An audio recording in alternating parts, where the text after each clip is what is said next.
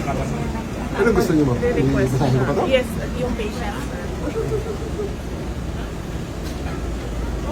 I know. Hindi ko na rin alam bakit ganito na.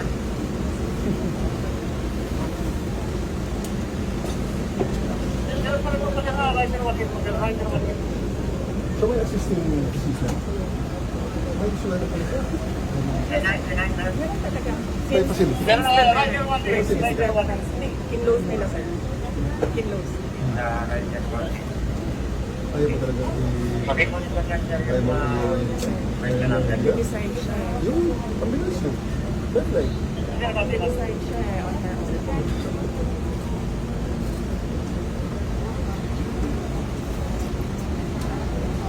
Pwede mo kami mag-request ng cameras. Ano daw? Pasukin ng general cameras. Cameras. Gusto mo? Palapitin ng mga Palapitin. media? Opo. Sige. Lapit na. Okay. Go na. Go, go, go. Double time, double time. Ding! I-release mo, media. Release, release, release, release, release. Go. Go na, sabi ni General. Lapit na. Si General lang nagsabi. Ay, ayaw ng hospital. Hindi Ayaw ng na, hospital. hanggang dyan lang naman yung camera eh. Ayaw ng hospital. Hanggang dyan lang sa inyo. Huwag nyo lang i-block yung side ng camera. Alis na lang dito ang mga kwan para makita ng Para camera. makita ng camera. Sige, ma'am. I-clear natin ito yung para makita ng camera.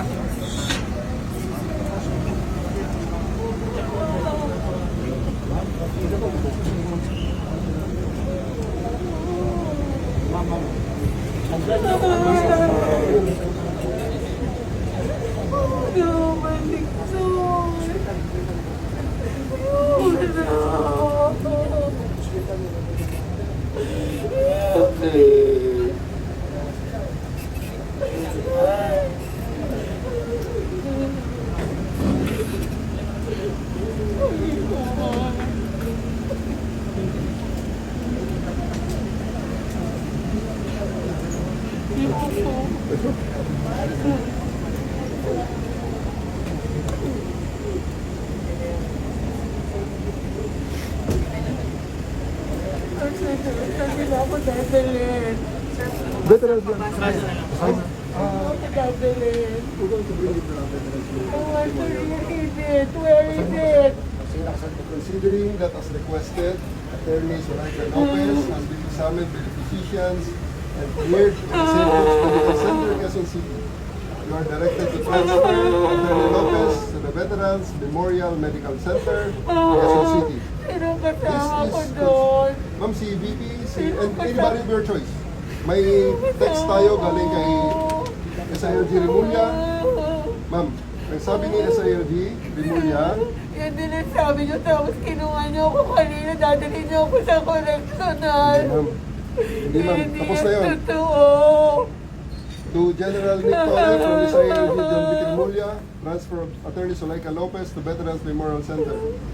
Dear General Torre, as verbally agreed upon, the transfer of Attorney Lopez to the Veterans Memorial Hospital shall be complied with respect to the House directive to transfer her.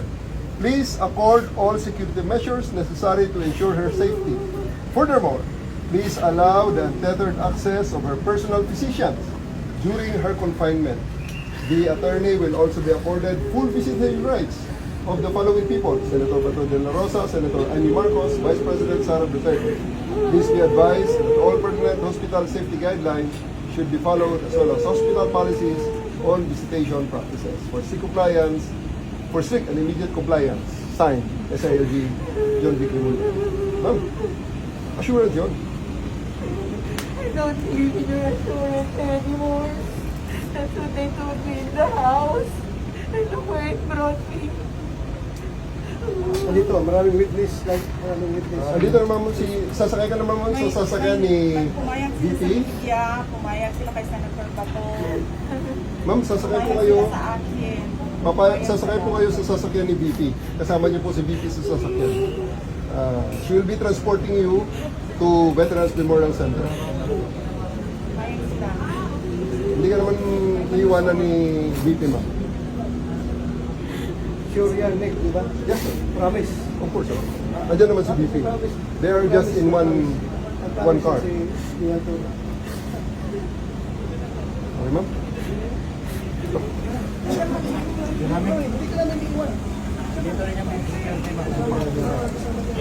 Padaan mo na, padaan na. Bibigyan na magandang ano dyan. Padaan na, padaan na.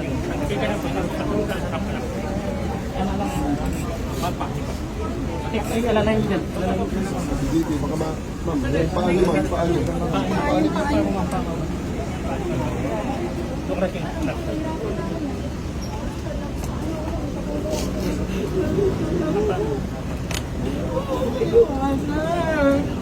Dito kami sa likod mo, ma'am. Huwag kang mag-alala.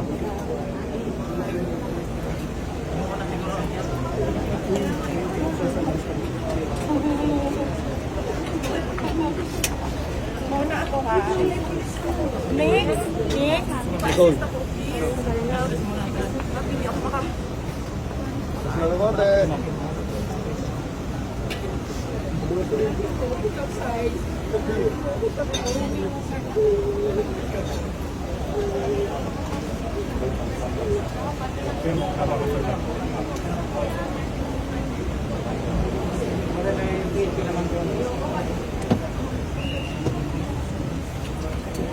Lalayin mo, lalayin. Dino, dino.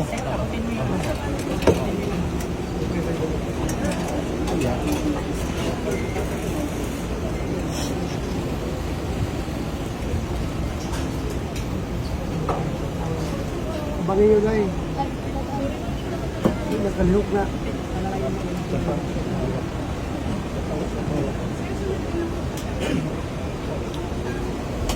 Same.